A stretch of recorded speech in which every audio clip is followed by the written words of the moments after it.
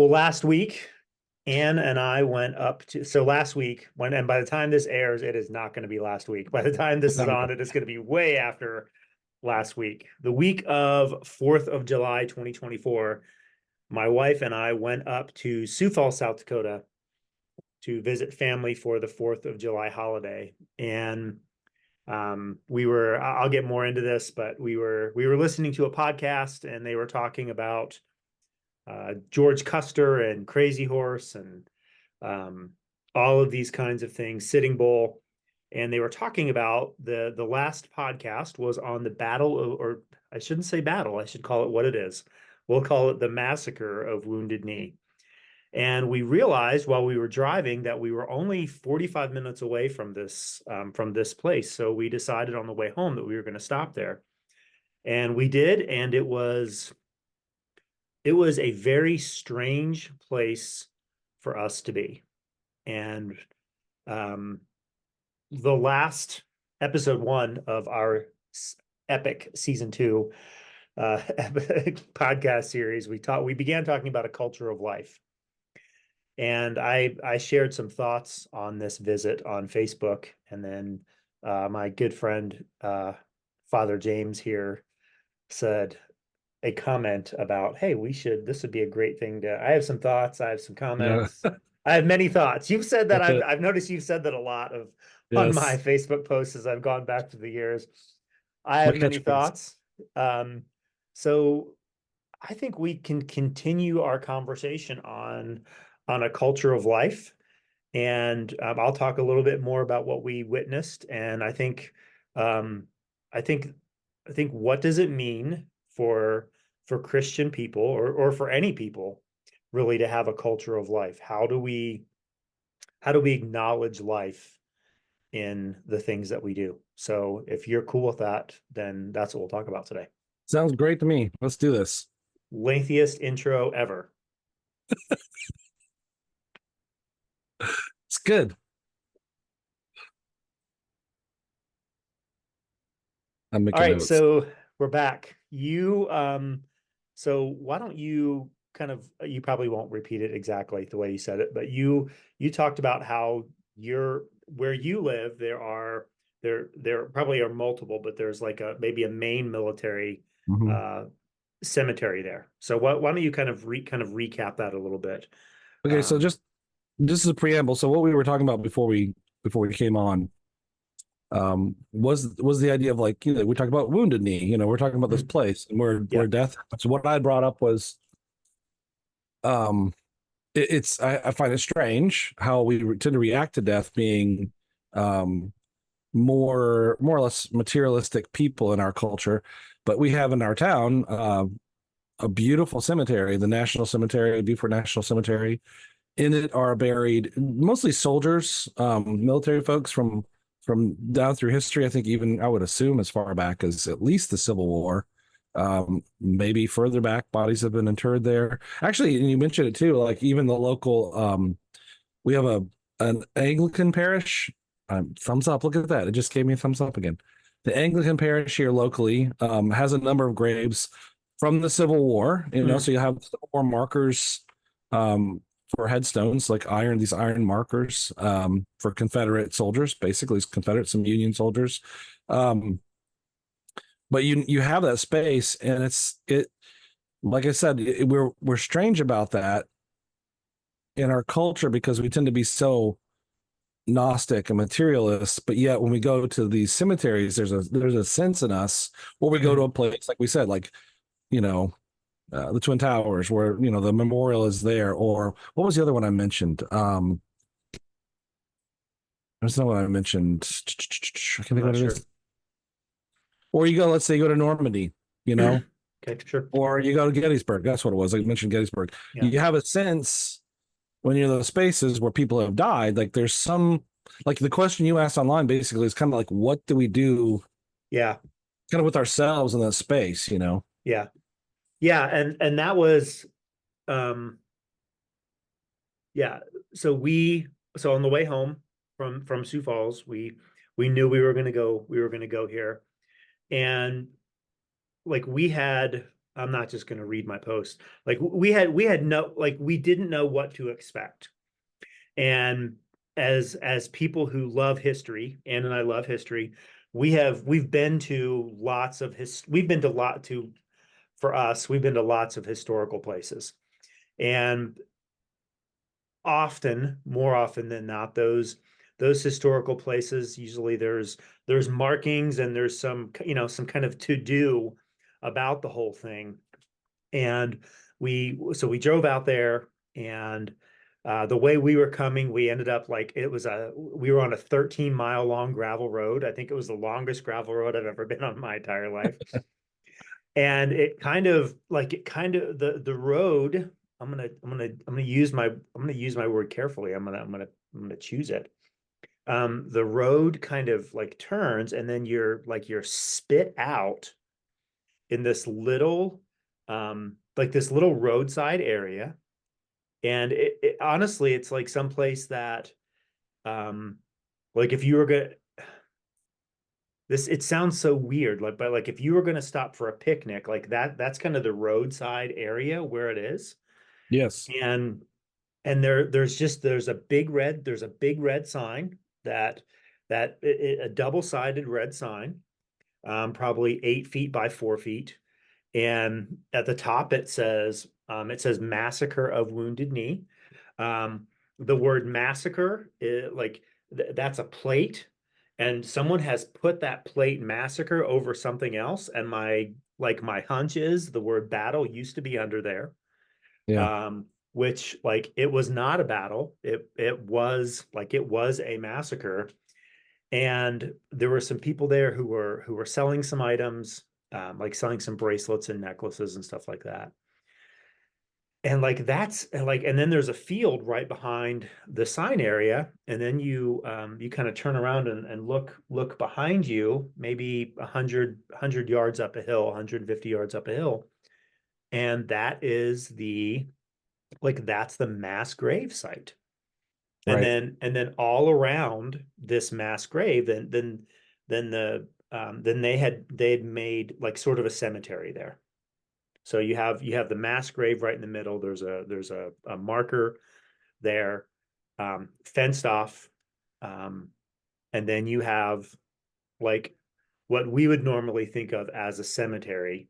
Hmm. It was very unkept, um, but like that was it. And it was a very it was a very strange thing. And like when we were driving out there, the phrase, and I think this might be getting at what you're talking about, how we have this sense of something else. The phrase, the phrase, like hallowed ground, like whatever Hmm. that means. Hmm.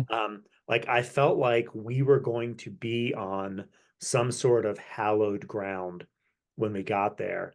And I also think part of what made this a little bit different is when you go to a graveyard or to a cemetery, um, usually that's not where the person has died. Yeah. Um, so there is a little bit of separation there, but like when we were at Wounded Knee, it was like no, like 100, and I don't know what the exact count is. I mean, there's anywhere from like 150 to 300 people, men, women, and children, and heavy emphasis on women and children, were massacred there. And it was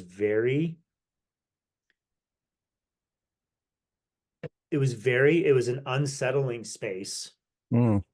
because of what I had, like in my mind, when I've been to historical things, like I sort of know I think I know what's going to be at those places.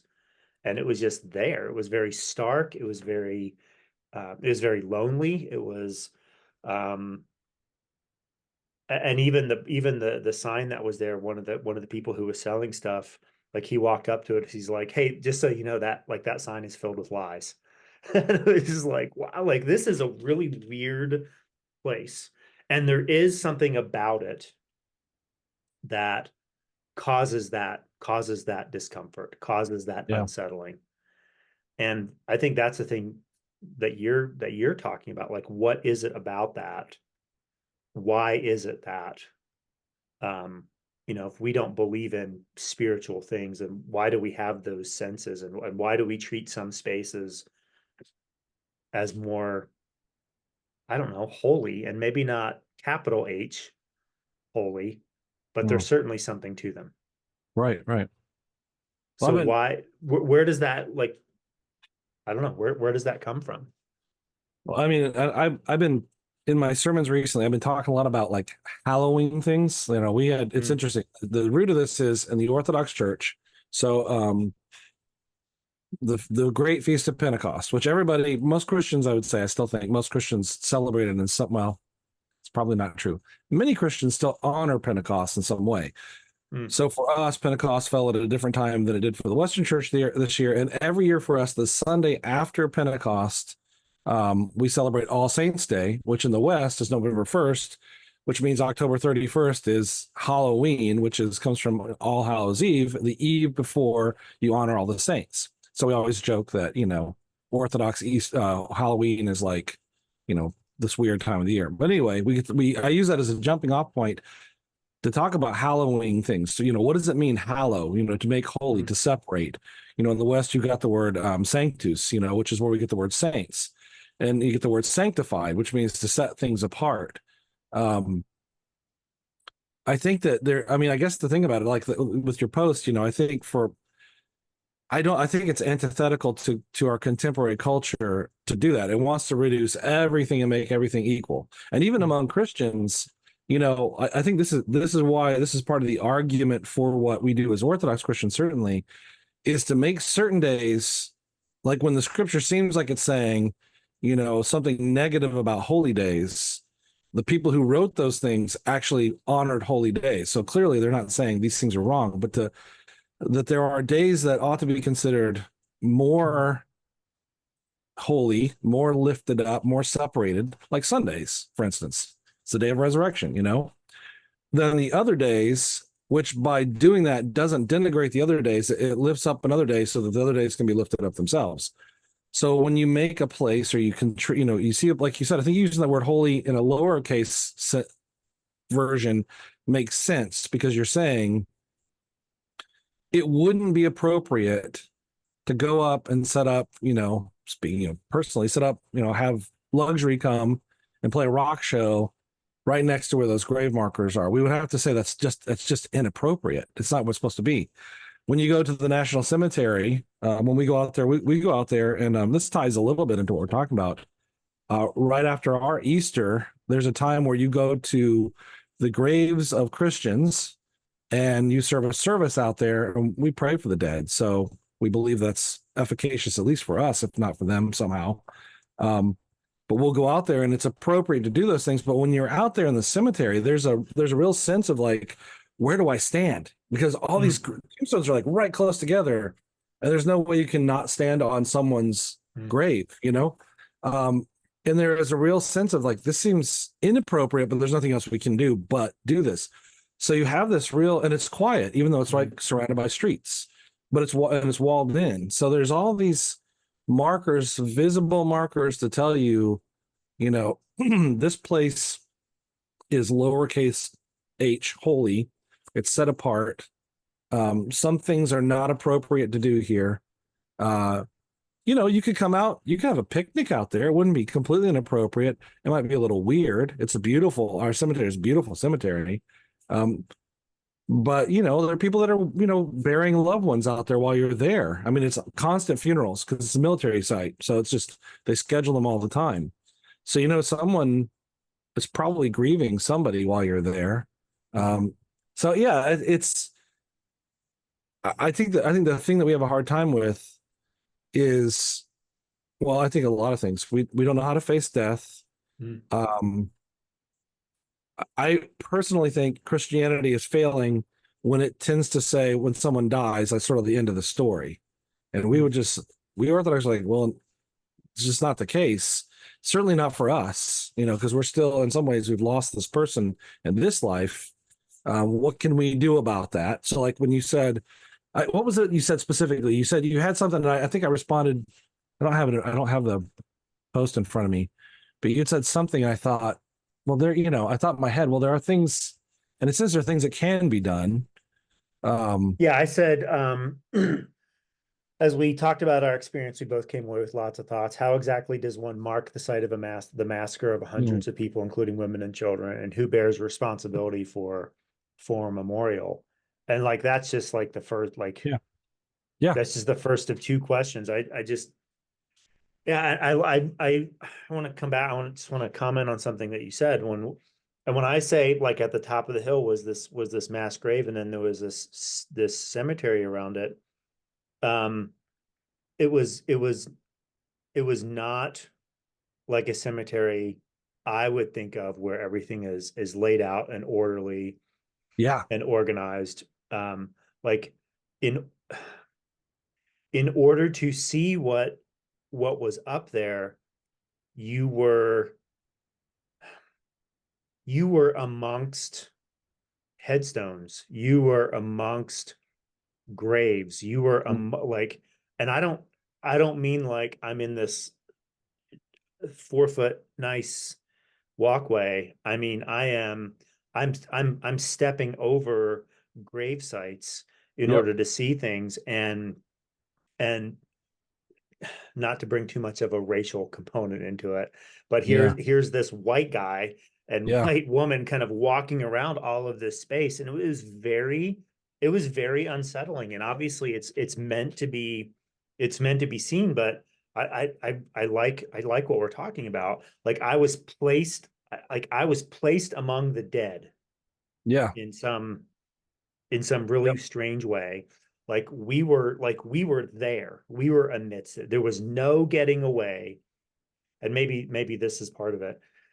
There was no getting away that place that was a place of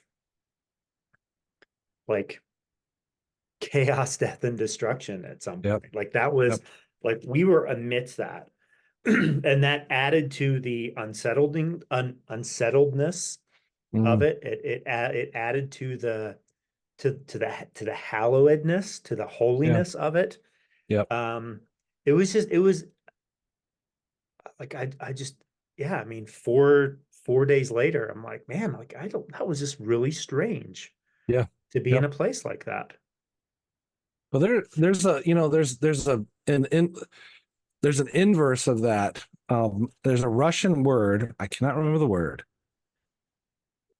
One of my professors, Peter Vitenev, mentioned it once. It's like I'll probably mispronounce it, Namolets or Namozets or something like this. But the word, what it means, the more important thing is, I don't speak Russian or Slavonic or anything like that. What the word means, in essence, is it's a positive version of that. It's the Mm, idea. I think I posted on Facebook about this before. That through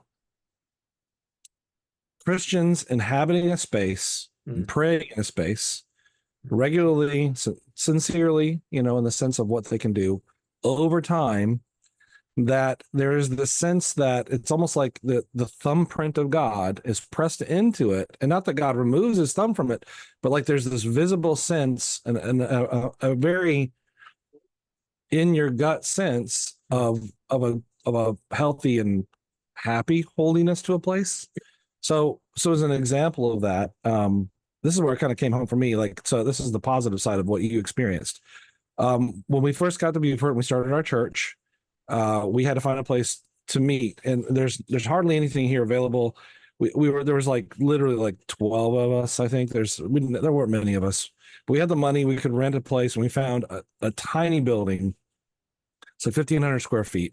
It's like the size of the entryway of your church. It's like this little, like I think I told you when we visited there, we could have fit our whole at the time, our whole mhm, church inside of that sort of narthex entryway of your building.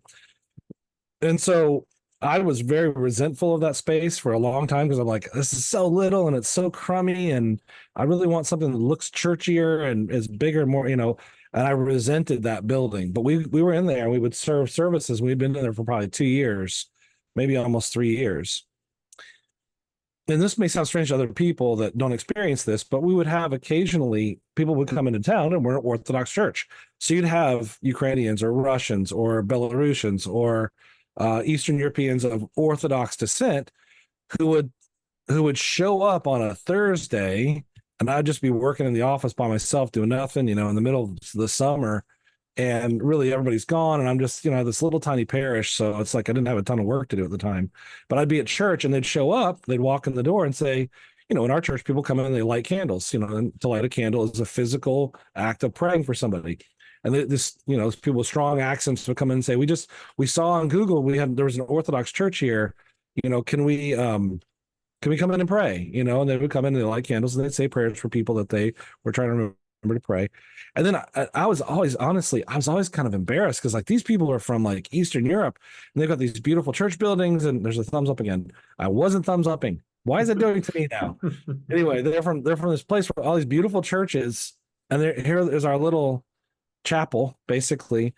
And they would come back, and before they would leave, I was in my office in the front corner of the building, and they come back and they would just say, "You have such a beautiful building here, such a beautiful little church." It's just, I really sense I had this happen so many times with people who would walk in and off the street say, you can really sense God's presence here. And I'm like, what? It was just a building to me, and one that I didn't like.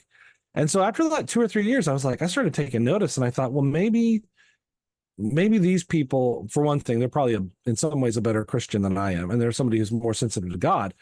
But I realized kind of after that, like, when I walk into church, like there is a sense, like we really do hallow our spaces as Orthodox Christians. And it was like, this isn't imagined. I just had to have people who are more faithful to Christ point out to me, like, oh yeah, your prayer is this sort of constant presence of in a sense that God isn't present everywhere all the time, but there is something to a place that we can hallow it positively, not magically, but through God's continual presence and our faithfulness to him. That's what I think. And so I've learned that, I've sensed that. When we moved into our new building, I told everybody, come and pray. We want to fill this place with prayer. We want to hallow this space. And we're doing that. In your own home, behind me is my prayer corner. That's a hallowed space. I spend a lot of time there praying for everybody, you guys, everybody else. And I think the opposite can happen in a sense. And we don't believe in ghosts, Christians, there's no ghosts out there, but it would seem to me, it seems very possible you can, negatively affect the place where great evil has happened. It might be necessary in such places, and probably Wounded Knee would be a place in one sense where it might be good for Christians to come and just to pray for the souls of the departed. That's how we would put it, to, in a sense, help to heal what has happened there. And I think that's what you'll see historically. You would see services and prayer services done where you would want to go in and not purge the evil spirits. It's not what we're talking about, but to acknowledge that when great tragedies happen, it can affect the place, and it can leave, at least if nothing else, like a scar, Yeah. That's a thought. And I think that's what you're experiencing. Yeah. It was just, I don't know how to say it except to say it was a very strange place to be. Yeah. And it is a place I wouldn't go back to. And I think I would probably on the second time have a little bit more mentally and emotionally prepared. Yep. So I think it would be a different kind of place, different kind of visit. And I think also what you're talking about is bringing up this question of like what kinds of things make a hallowed space, and make maybe another, I don't remember how long ago I've heard this word, but there's like this liminal space that gets created. Sure. And what is it about that? And people can find those liminal spaces anywhere. I think of where Nebraska's a big college football state. I think of Memorial Stadium in Lincoln where the Cornhuskers play. Like for some people, that's lowercase, certainly. That's hallowed ground. Yeah. There's something that takes place there, and that is definitely what makes those things hallowed ground or holy spaces. And what you're like, what I like the transparency that you've demonstrated here of like, I'm in this little building and it's like 1,500 square feet and I don't want anybody else to come in there. And that's, I mean, that's not the thing. Yeah. And for us from an evangelical side of things, we spend a lot of time talking about how the the the church isn't the building. And that doesn't mean Yep. that the building means nothing. Yep. Yep. But the church is the body, and I like how we've just circled back to, I think we ended up talking about this every single episode during season 1 of the church is the people, and you should go to church and blah blah blah blah. So that'll be all I'll say about that. But like there's something about a physical space that isn't it's not the physical space in and of itself necessarily, but it's the Right. things that happen or don't happen in that space that makes it a church, or that Yeah. makes it hallowed or holy. And the people that were visiting you, I mean, they were tapping into that. Yeah. And I think Yep. I think that's really great, because we can think about our own physical spaces and not find satisfaction in them. When that's not, I mean, that's not what makes a church. Yep. Well, yeah, and even like, I think even from the Orthodox perspective, we put a lot behind what we build. Like we want the space um to be able to contain prayer, to encourage prayer, to encourage worship. We want it to be something that encourages people to come. So we place a great deal of value on beauty, like physical, otherworldly beauty. So it's very, very important. But if, say the communists come along and they tear down the most beautiful church in your nation, which happened in Russia a lot, that space still, has the potential to carry forward the memories and all the prayers that were there. And it's the people that hallow it. They're the ones who make it by intentionally separating it off, saying this is a holy space. There are stories, and you don't have to believe this. I mean, it's up to you if you want to believe it or not. There are stories I've read about, particularly about the Middle East. And so you'd have these churches, that have been in, Syria or parts of Israel or Jordan, or where else, even in Iraq, because Christians have been there since the time of Christ. And they've been there for Iraq. We've chased most of them out now, but sadly. But then there was a point at which Islam grew, and then it conquered those areas. And Islam has no patience for Christianity and Christian images. So, of course, we have icons and stuff. The Orthodox churches there. And so they would destroy all that. And then, ironically, they would steal like the church designs. So that's why you have Muslim mosques, but they have like the domes on them, just like Orthodox churches do. That's why you see them do prostrations, because that's what Christians did. They took all these things, they stole them, and they've co-opted them for themselves. It's just what's happened. That's exact history right there. But they would tear down churches, and there are these stories of places where there are particularly very active churches, and that Christians will go back years later because the fervor had died down and they could visit again. But the Muslims had come in and destroyed the church, flattened it to the ground. And you would hear these stories of the locals saying, we talked about feast days. They would say, strangely enough, on the feast day of this church's like saint, so saint, it'd be like Saint John the Baptist. On his feast day, and there's multiple of those days during the year that are dedicated to him, the locals would say we could hear the church bells ringing where the church used to be, or we could smell incense in the air. These are Muslims, these are not Christians, who would recount these stories of saying they would still experience, in a sense, and I would say maybe that's God's conviction to say you're following something wrong here. That's how he's using it.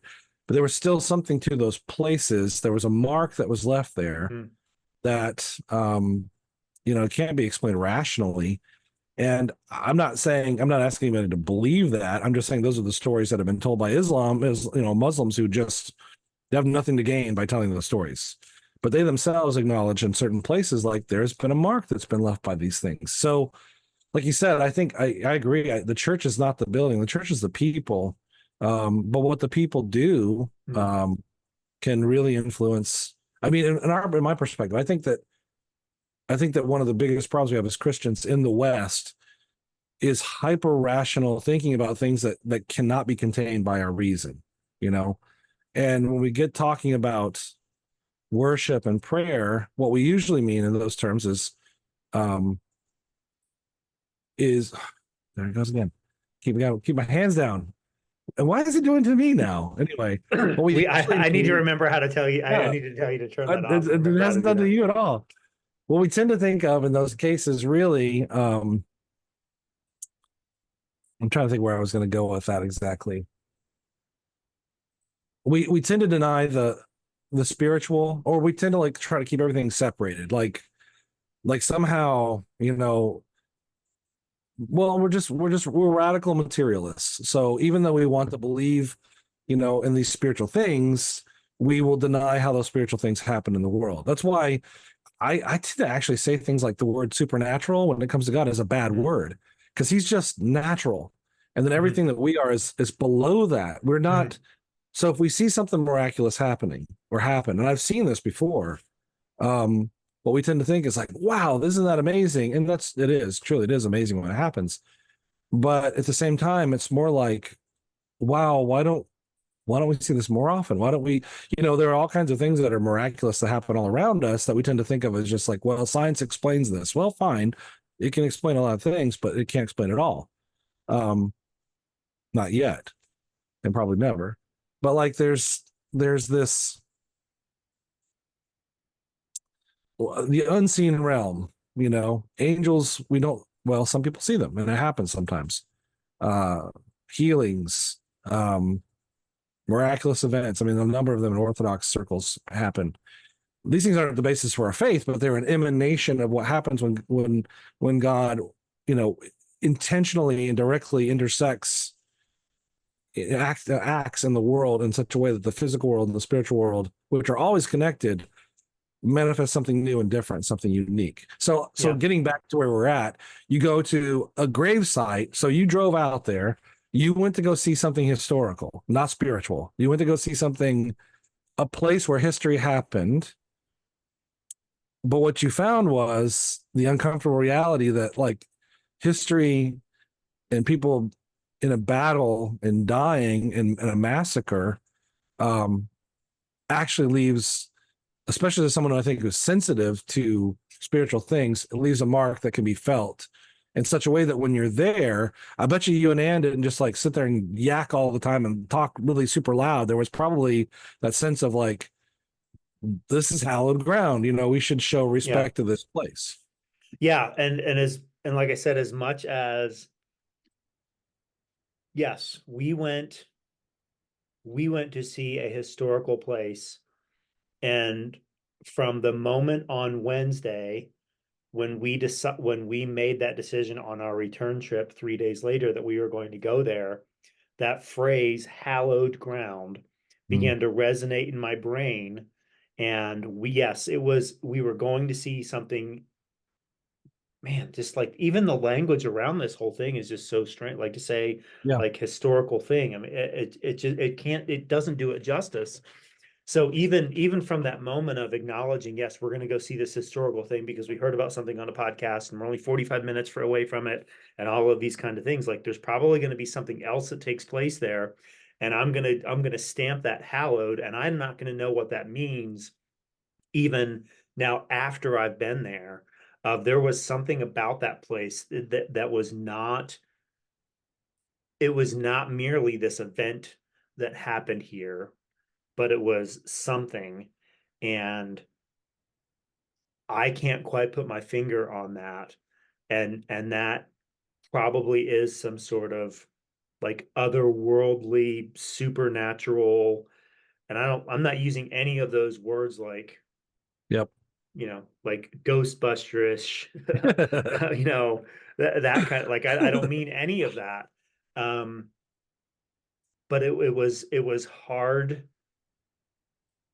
It's hard to deny as a good Western materialist, and I am a Christian, and I believe in.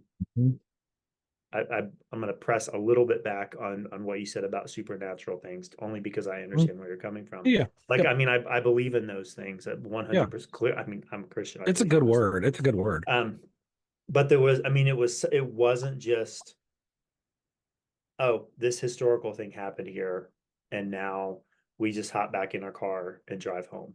It Yep. was, it was very much like wrestling through that, and I don't know how to do that except to stamp on it and say, yeah, like there was something about that place that made it more than just a historical thing.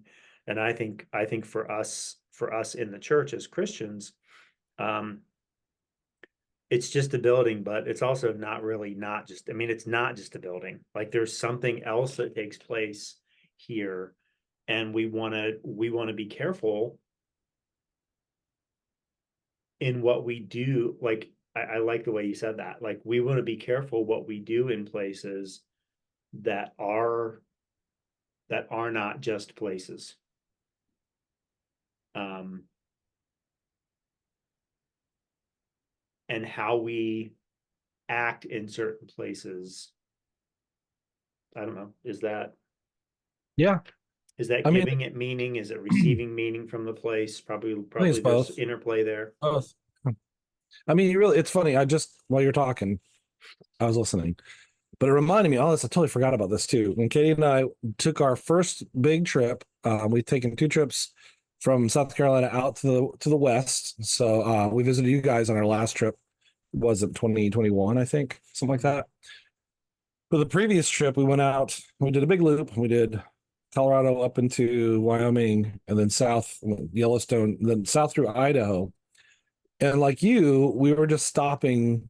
Well, it was less intentional. It was more like, hey, there's a historical marker. Or, oh, hey, there's a sign for Yeah. petroglyphs, which we ignored one time. We should have gone. Or hey, there's a park or a state. There's a monument here. Let's go and look. So we had stopped at just like literally on the road. We're heading to we're in Idaho, southern Idaho, heading towards where were we? Heading towards Draper, Utah, maybe somewhere else. Anyway, we saw a sign for a roadside monument, and Katie said, "Hey, let's stop." And it was a site. It was a place. It was called. I'm looking at it right now. The site of the Bear River Massacre. Hmm. And they had a big kind of. It's kind of like I'm looking at it. I'd share screens, but it's less point. There's not much big point to it. But they put a big stone monument with plaques on it. But then the thing that got our attention, I thought that was so interesting, was like right next to where you park was the creek, I guess a creek, and there's a willow tree that's there. And on that willow tree, I'm looking at the picture now, but when we were there, it was covered with even more of these.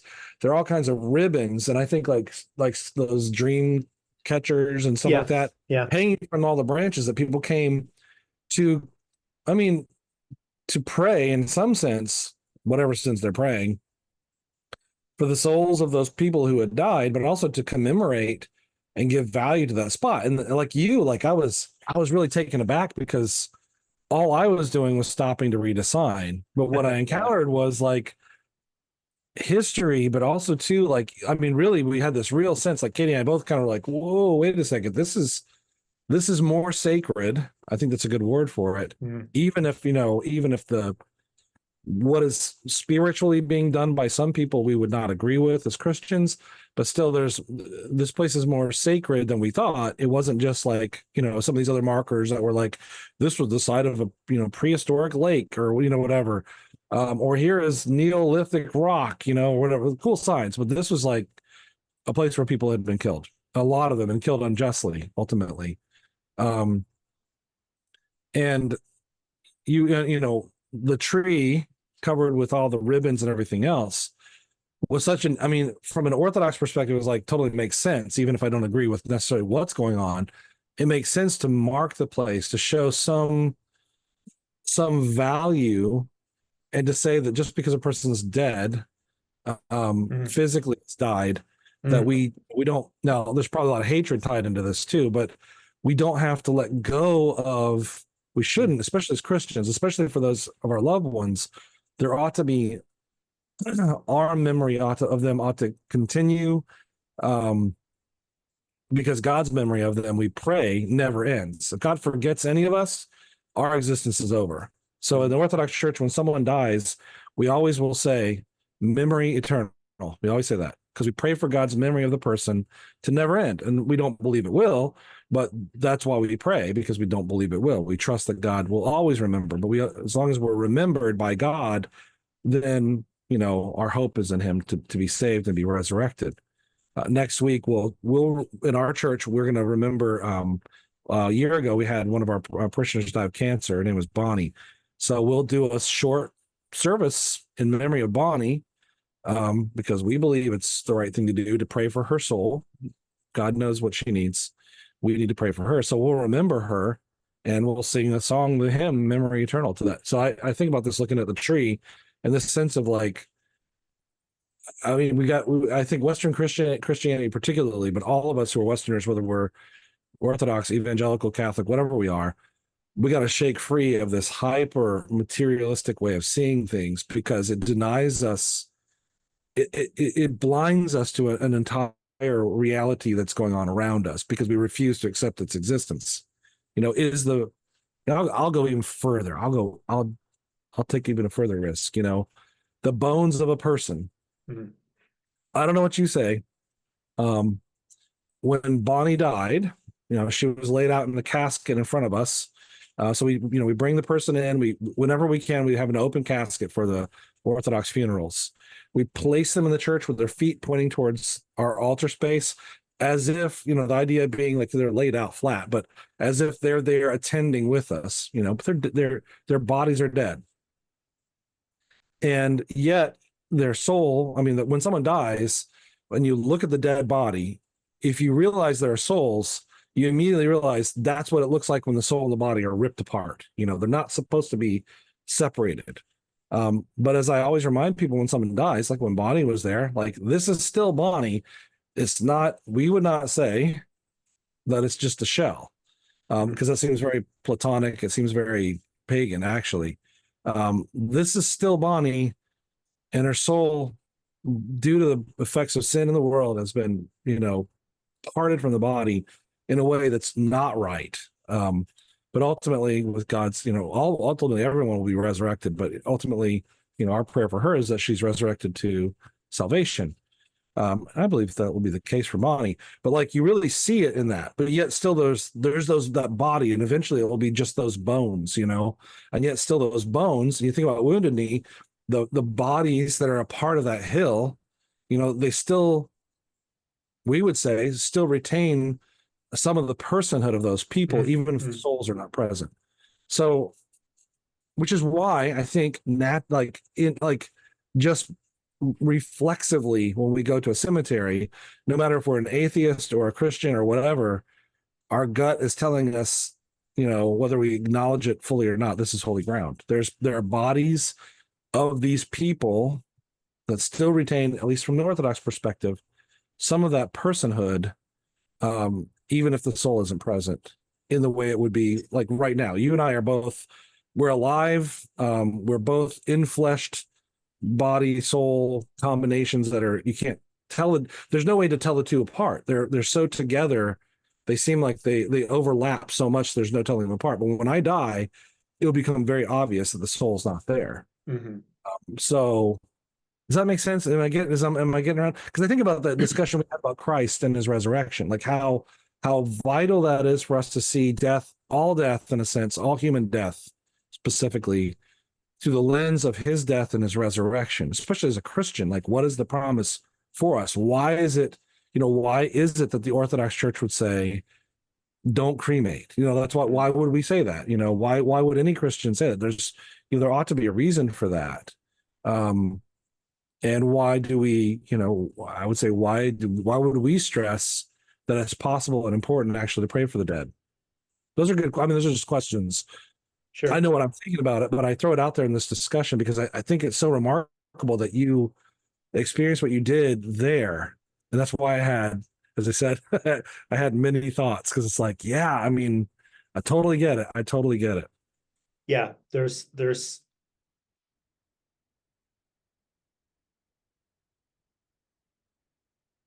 whether we are Okay, so I'm not conflating these two things. I'm just Sure. going to use them as examples. Whether we are, and when I say we in this particular instance, I'm saying you, Yep. and as Orthodox, whether we are praying for the souls of the dead, or we are, um, I don't have a picture of the tree in front of me, but I'm imagining what that looks Yeah. like. Whether Sure. we are praying for the souls of the dead, or whether we are, um, commemorating and remembering the dead by putting artifacts on a tree, there is a what I'm hearing you say is there is a baked in latent reality Yep. that we as human beings cannot get away from, Yep. whether we are avowed Christians or avowed atheists and anywhere in between. We cannot escape this recognition that, um, the dead are to be mourned, remembered, memorialized, commemorated, Hmm. celebrated, acknowledged, like whatever synonym we want to throw in there. Hmm. Like there is something going on there that forces us into this space of acknowledging something about the dead. Yep. I think if you found a real atheist, they would be the ones who would, like a true atheist. They're very hard to find, and they tend to be very cynical and pretty bitter people because they don't have any hope, whether they know that or not. Like I look at like Ricky Gervais. So there's a guy on YouTube I've been watching some of his. He's a convert in a sense to atheism from a very messed up form of evangelicalism that was just abusive, and so he's become a total rabid atheist. And there's a sadness to it. Looking at this, going, man, it's like you guys are the most blind people. You cannot see this that's right here. And yet at the same time, I acknowledge the fact that it takes faith. If it didn't take faith, then it didn't take some sort of trust, then what are we doing? I mean, Christ says this to us. Scripture says it continually. But I really do think like innate to us is the sense, and I think an atheist might conflate or confuse that innate sense of holiness to this thing when someone dies. Not that death itself is holy. Death is an enemy, which has been conquered by Christ, but that there's this inescapable reality that forces us to ask the question, what is death? What do I do? How do I deal with this? And when you encounter it, you see those like roadside crosses. I think about I even think about the first time that I drove through Illinois again after our accident, which was probably, I don't know, how many years it was later, but we drove right through where the accident, for those who don't know, the band Luxury, I'm in the band Luxury. Luxury had a terrible car accident in 1995. Watch the movie Parallel Love. You'll find out all about it. But that first Shameless time, plug. there you go. I mean, the first time I went through there, my heart was racing. I was nervous because for me personally, psychologically, that was a very, difficult thing to revisit. It's strange to think back, like, why was it such a big deal? But there is that thing about spaces that can be that way. But I think what we're talking about is beyond like something personal. It's something that when you encounter it, especially as a Christian who wants to be and desires to be sensitive to all of creation, including the spiritual realm, which is as real as the physical realm, that when you come into those spaces, you suddenly have a sense of like, wow, there's, in one sense, you encountered a space where it's like there's unfinished business here, on a level that's, I think, both practical, because you're still dealing with racial issues, the guilt we carry, I think, as being part of being white Americans and knowing that their history is very is very mingled with more recent forms of slavery and enslavement and oppression, though I won't hesitate to say that's been the history of all of mankind, of every race, always. But it doesn't take us off the hook. So when you encounter these things, there's a lot there that still has to be kind of unpacked. But there is, I think, in just completely underneath it all, holding all that up, is that sense of like, what is the space? Like, what am I encountering in this space? There's something here that's special that ought to be, that's not just psychological or emotional, but it's innate to that place. Mm-hmm. There are no haunted houses up, there's no ghosts. Yeah. But yeah, I think that's kind of the root of it. Like where, everybody's got that. I'll finish with this. Everybody's got that story growing up where you had the murder house next door where somebody was killed, right? And so it's sort of like that thing kind of hangs there on us where it's like to get rid of that, it takes years and years to sort of like let the memory die down. But I think even more importantly, like really in a lot of those places, they have to be, reconsecrated, in one sense, because it leaves a mark. Yeah. That's my belief. Yeah. And how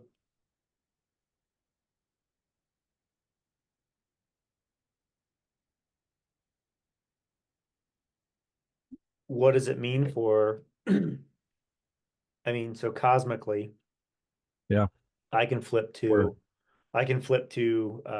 Revelation 21 mm-hmm. and the whole behold, I'm making all things new piece.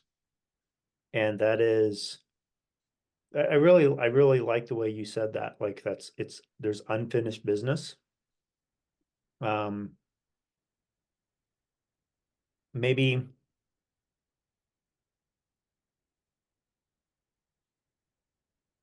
one of the things I disliked about, and again, I'm not telling anyone how to run their memorial.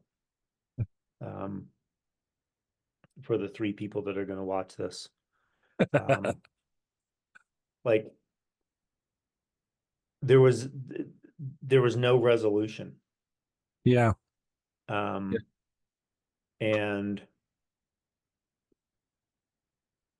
other places historically that I've been, it seems like there's an element of resolution. Mm-hmm. And other than Revelation 21, what resolution could there ultimately be at a place like that, other than Jesus coming to make all things right in the midst of that hallowed space? I think it's a good question. I think we have to think of practically, like, what would we do? Yeah. If you don't have a mechanism, and I think this is one of the, this is, again, I'm always speaking as an Orthodox person. We have chosen, I take that back.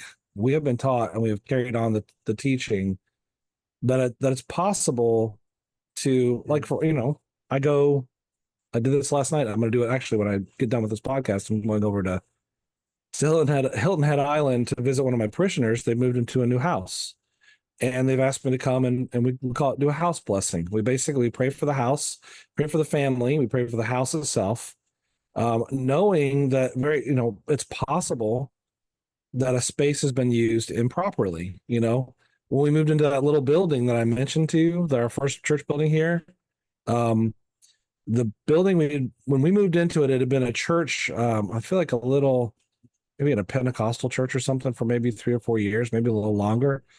But before that, it had been a bar and grill kind of place, this little tiny bar where bands came and played and everything else in that building.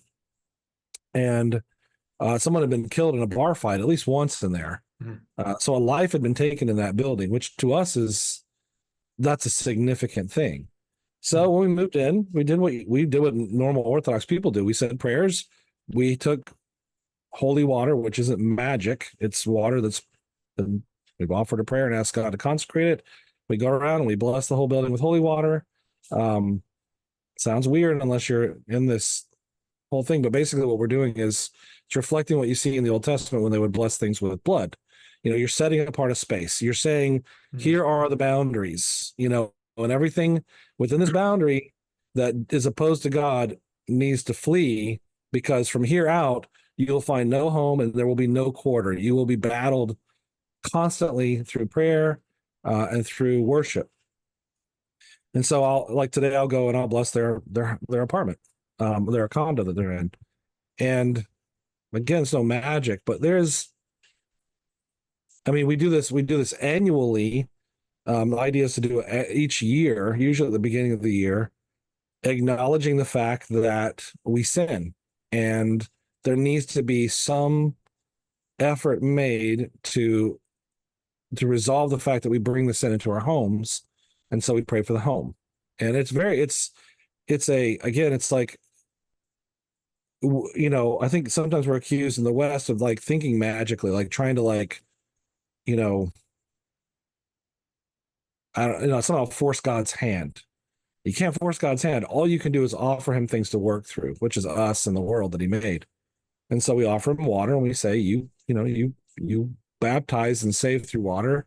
And we ask you, we take this water that we have sanctified, we've hallowed to your service, that you then take through that, work through that, through our prayers and through our hearts, that these spaces would be sanctified to you. And it's a big statement. It's a really big statement to say, I give this home to God. And here's the marker of that. Instead of sprinkling blood, we sprinkle water, and we go through the whole place and we sprinkle that.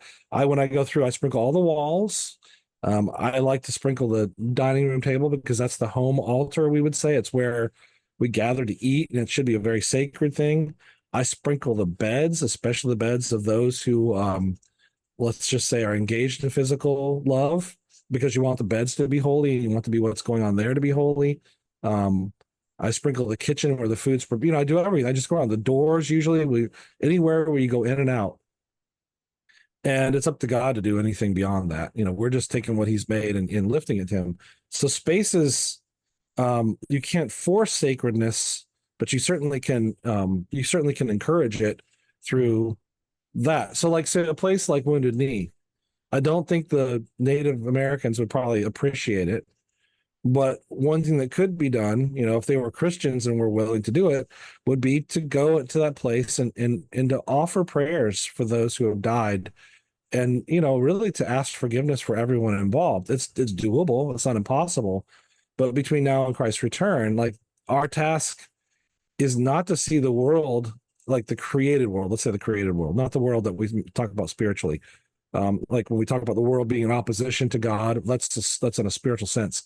But the world that God created, which he called good, I think our task is to say, well, this is made to be paradise. Our whole task, our whole job as Christians, is to take paradise, which Adam and Eve were kicked out of, but which Christ opens back up to us, being the new Adam.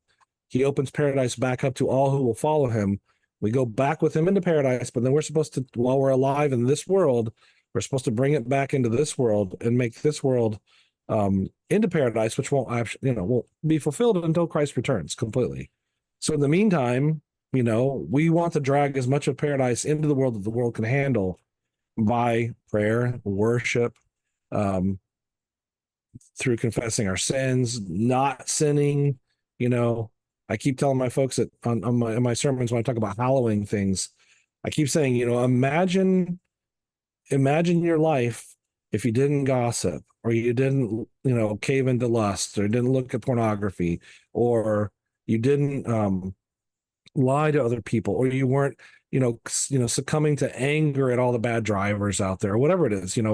I say, what would your life be like if those things weren't a part of that? And I said, it's a foretaste of paradise.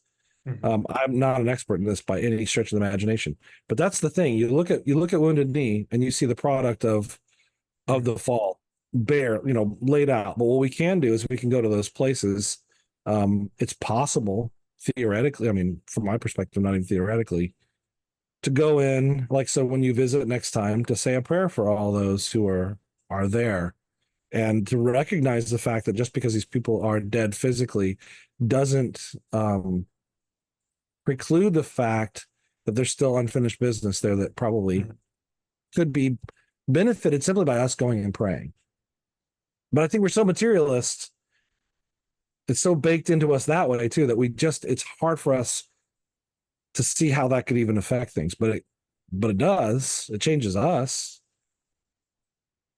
I think before we left that site, Katie and I, before we left the site of the Bear River Massacre, I mean, I don't know that we stopped to say a prayer, but certainly I was thinking in terms of prayer for those people, and as we do, we always cross ourselves. It's a prayer. So I know before we left that we both crossed ourselves and we left and moved on. And we were pretty quiet for a while after that, just thinking about, where we had been, like Mhm. it caught us by surprise. It was not what we were expecting, but there's something there's something good that can come out of that, I think. Yeah. I'm pushing a lot of orthodoxy on you and the three people who are going to listen to this, but that's why I had many thoughts. That's why I had so many thoughts about it. Just and it was inspiring to me. It inspired me to think Yeah. about this. Well, I don't know that you're pushing orthodoxy. I think you are. I think you're confronting us with a spiritual reality that we all we all recognize that exists in. And I know you have to get going. I mean, I'm good. you're forced, we're confronting a spiritual reality that we would dichotomize and say happens in some spaces but not other spaces. Yeah. Yep. Yep. And maybe that's a maybe that's an end for this one. And what maybe a next conversation is how can we recognize, again, I'll really minimize this, and I don't mean to minimize it, but like, how can we recognize that that latent work that God is doing in our lives outside of a time and a space like that, Mm. where he's working all the time. And yeah, my brain might code me to maybe be more. I'll use lots of good Western words. I might be more susceptible to it in a space like that, Hmm. but why am I not? Like, what's the wall, or what's the barrier that I'm putting up in other aspects of my life? And yeah, why do I do that in some spaces, but not acknowledge it in others? Hmm. And is it just because I'm coded to, oh, I'm in a cemetery, so now I need to enter into this space? Or I mean, we see this on the evangelical side of things. Well, now I'm in a church building, so I need to shift whatever gear I'm Yep.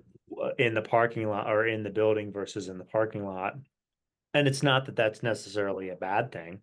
Yep. Um, but maybe ultimately, why don't